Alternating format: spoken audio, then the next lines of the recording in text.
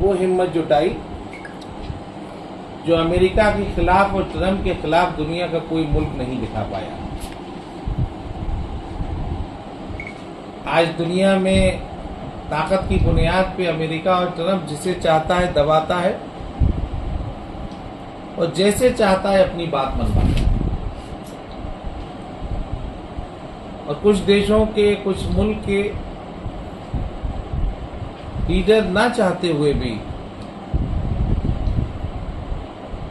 Trump की और America की बात मानने को मजबूर है। लेकिन ऐसे दौर में एक 86 साल के बुजुर्ग ने ये हिम्मत जुटाई अमेरिका और ट्रंप के खिलाफ, जो ना दबा ना झुका।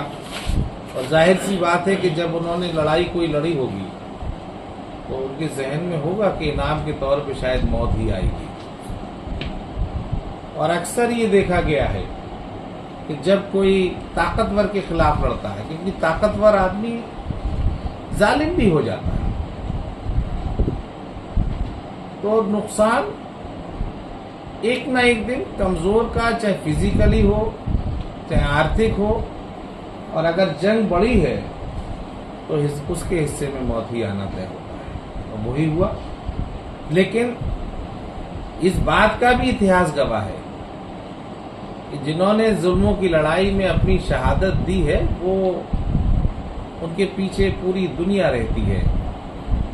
जिंदगी तो जीत लेते हैं जालिम लोग, लेकिन अपनी सोच नहीं जिता पाते। जो जुल्म की उनकी सोच है वो नहीं जीतती। जीतता वही है जो अपनी जिंदगी भी गंवा देता है। मौत की भी एक काट है कि लोगों के जहन में जिंदा रहना सीखो। आज खामनेई साहब इस दुनिया में नहीं रहे, लेकिन मुझे लगता है कि जब तक कयामत आएगी जब तक खामनेई साहब का नाम रहेगा। इजराइल से प्रधानमंत्री जी का भी लौटना होगा, इस घटना को कैसे देखते हैं आप? ऐसी जिंदगी की हजारों मील दूर आबिद रजा उनके लिए तकरीब अपनी बात कह रहा है, उनके अच्छाई में कह रहा है, तो ये उनकी कामयाबी नहीं है तो क्या है? दुनिया के सारे लोग जो सेकुलर लोग हैं, जो जालिमों से सताए हुए हैं, उनको अफसोस हुआ है, उनको तकलीफ हुई। ट्रंप ने, अमेरिका और इजराइल ने मिलकर ये हमला किया था ईरान पर। अभी कुछ दिन पहले इजराइल से देखते हैं कांग्रेस वगैरह ने काफ़ी आरोप लगा रहे हैं प्रधानमंत्री को। देखिए, मुझे मरहूम आयतुल्लाह खामनेई साहब की शहादत का अफसोस है। मैं इस पे ही बात करूँगा। इस पे नहीं, इस बात को कह रहे हैं क्योंकि ईरान से बहुत अच्छे संबंध हमेशा हिंदुस्तान के रहे। देखिए, मेरा कहना मुनासिब नहीं है। भारत के बहुत सारे लोग ईरान में हैं। जी, क्या कहना चाहिए? तो सरकार की जिम्मेदारी है कि उनको बुलाएगी, उन्हें हिंदुस्तान आ जाना चाहिए, वापस आ जाना चाहिए। बताया जाता खामनेई साहब की उत्तर प्रदेश से भी कोई जुड़ाव था? मेरी जानकारी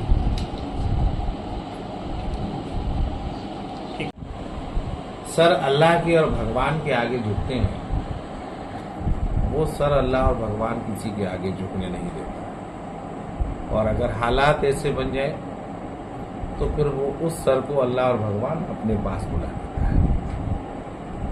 दुनिया का ताकतवर मुल्क है अमेरिका, और इंसान जब किसी अमल की, अच्छाई की लड़ाई लड़ता है, कोई कौम अपने उसूल की लड़ाई लड़ती है, तो उसके कौम के हिस्से में जनाजे आते हैं। बुज़दिल कौमें अपने घरों में छुप कर बैठ सकती हैं। तो मेरे हिसाब से आज तकलीफ, अफसोस लफ्ज़ छोटे हैं। जिस तरह से लोग शहीद होते हैं अपने मुल्कों के लिए, तो ईरान के एक बड़े लीडर रहे, 40 साल उन्होंने अपनी हुकूमत की, और दुनिया में पूरी दुनिया के लोग अगर संघर्ष के रूप में उन्होंने अपनी एक पहचान बनाई, मैं उनके जज्बे को सलूट करता हूँ। मेरी एक बात और कहना होती है कि इंसान के अंदर दो चीजें होती हैं, एक जिस्म और एक रूह या आत्मा। तो जिस्म तो ताकतवर बनता है ग़िज़ा मतलब रोटी खाना एक्सरसाइज इन चीज़ों से, लेकिन रूह जो मजबूत होती है वो होती है आपकी आध्यात्मिकता से, आपके ईमान से, आपकी सच्चाई से, आपकी ईमानदारी से,